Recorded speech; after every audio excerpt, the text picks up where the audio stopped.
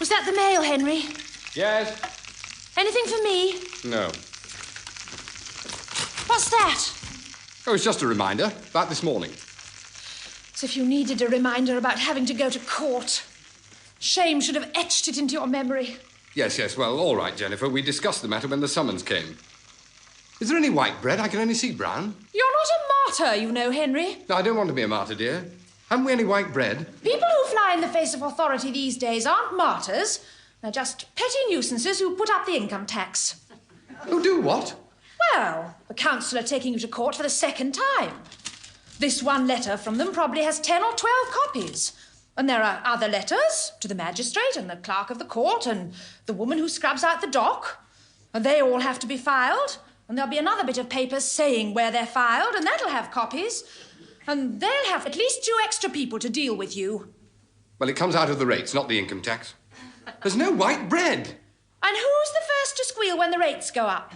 You carried a placard outside the town hall last time they put a penny on. Yes, and when the wind caught it and blew you into the road and you got knocked down by a bus, I should imagine they had to take on 2 extra people to deal with that. You're a one-man rates raiser, Henry. Darling, I know, white bread. Here you are. I just don't like being dictated to, that's all.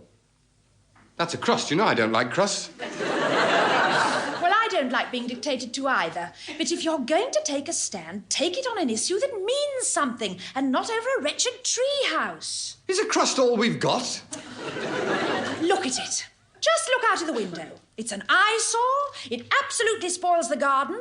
And I utterly agree with the council that it ought to be removed. They have yet to be able to show me anywhere in the regulations that states one needs planning permission to build a treehouse. Look, it's not just a question of planning permission. The tree bisects a wall, which makes it half council property anyway. Not only that, your treehouse is on a branch over a bus stop, and in a high wind, people are terrified to queue there. And the traffic accelerates under it. And it also blocks a sizable portion of what little sunshine there is from the Richardsons' garden. And when the children are playing in the tree, they can see straight into Miss Potter's bathroom. Well, these are incidental details. I'm taking a stand on principle. Principle. There you are. You do see yourself as a march. I said so. Jennifer, I don't see my... Yes, you do. When you get on the 31 bus to the court, in your mind's eye, you'll be a French aristocrat climbing bravely into the tumbrel and clattering off between rows of knitting hags. And when you mount the steps to the dock, you'll be Sidney Carton mentally rehearsing his far, far better things speech. To yourself, you'll be these things, Henry. But to the Court and Battersea Council, you'll be an overgrown schoolboy who's being stubborn about an architectural monstrosity menacing a bus stop. I see. Thank you. Children, breakfast ready. Not a word about this letter to them. I don't want them to know their father's a jailbird. A jailbird? Well, practically.